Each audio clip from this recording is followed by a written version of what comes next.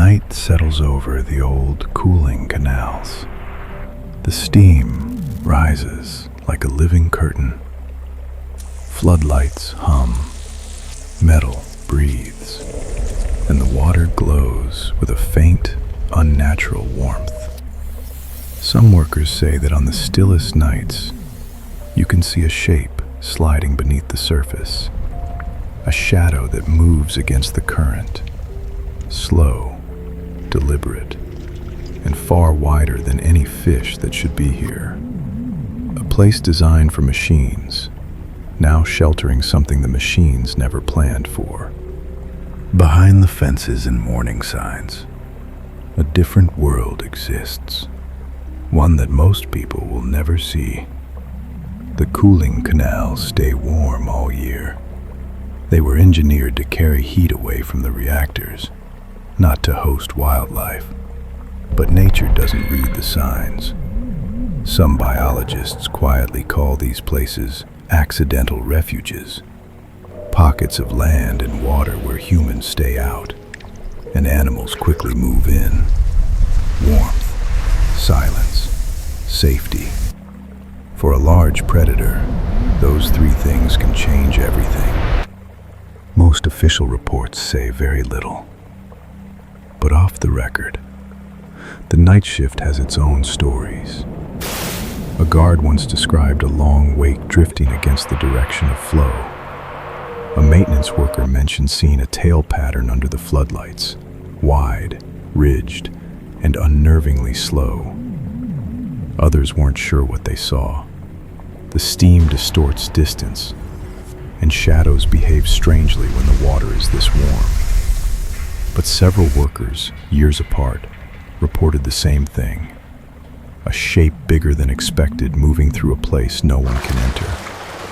Reptiles respond to temperature in ways we rarely think about. Warm water accelerates metabolism. Faster digestion means more feeding. More feeding can mean faster growth. And in a system like this, a sprawling maze of warm, shallow canals, fish are abundant. Shelter is everywhere. Disturbance is almost zero. Some researchers suggest that such isolated environments could allow certain individuals to grow in ways we don't often observe. Not impossibly large, but unusually robust. The kind of size that only appears when nothing interrupts an animal's life cycle. If you look at the maps, the cooling system stretches for miles. Long channels, soft bends, deep pockets of sediment where visibility drops to nothing. Access is limited, surveys are restricted. Most of the system is practically uncharted except by the engineers who monitor water flow. And beneath that opaque surface, warmed by industry, yet quiet as an abandoned lake, anything could move without being seen. The kind of place where even a large animal can hide in plain sight. Documented giants exist elsewhere. In Florida's mangroves, American crocodiles have reached impressive lengths when food is abundant and disturbance is low. In Australia, massive saltwater crocodiles still patrol remote rivers, some almost untouched for decades. Across Africa and Southeast Asia, isolated waterways sometimes produce unusually large individuals, long-lived, slow-growing predators that thrive when nothing disrupts them. These aren't legends, they're well-known biological realities. And though the cooling canals were never meant to be part of this story, their conditions mirror some of the most favorable habitats in the world.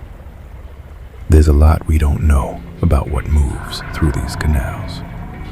But there are a few things we can say with confidence, not as speculation, but as confirmed, documented reality. First, the canals are warm. Engineers manage the water temperature constantly, and the system stays several degrees higher than the natural wetlands nearby. For a reptile, that alone creates ideal conditions. Second, fish thrive here.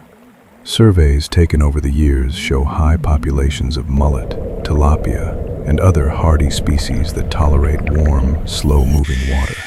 For a large predator, this means steady food with almost no competition. Third, access is extremely restricted. These zones are monitored, fenced, and closed to the public for safety. That means minimal boat traffic, no fishing pressure, and no human disturbance. Fourth, American crocodiles have been documented in similar industrial waterways elsewhere, not as monsters or mutations, but simply as animals taking advantage of a quiet, protected environment. And finally, every expert agrees on this. When a big predator has warmth, food, and decades of uninterrupted space, unusual growth and behavior become far more likely. Not supernatural, not exaggerated, just biology operating under conditions we don't often see.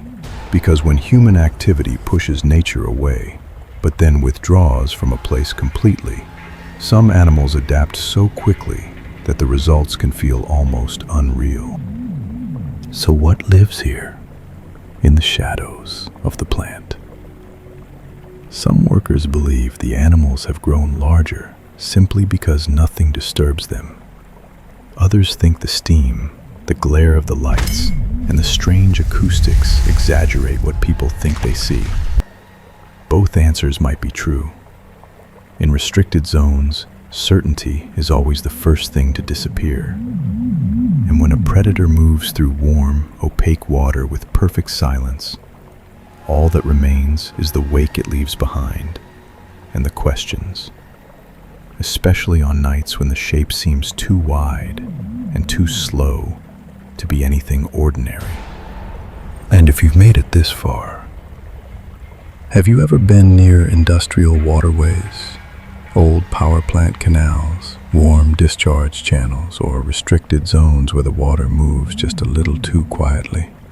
Have you seen steam that distorted the surface, a shadow that seemed to drift against the flow, or a ripple that behaved in a way you couldn't quite explain?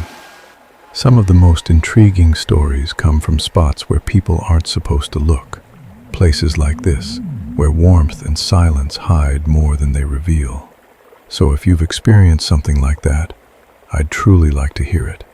Your comments keep these legends alive, and they help guide which forgotten corners of the world we explore next. Thank you for watching, for sharing your own observations, and for keeping this channel breathing with curiosity and conversation. Before we close this story, there's one last chapter worth visiting, a place where the evidence, the theories, and the quiet realities all meet. Let's take a final look. Could crocodiles really be thriving in the shadows of nuclear plants? Maybe. The evidence points towards something simple and something unsettling. Isolation changes nature, warmth accelerates it, and the wild often grows strongest in the places we never measure. This has been Backtales Stories, where fact and folklore meet in the quiet spaces between. Stay curious and stay safe.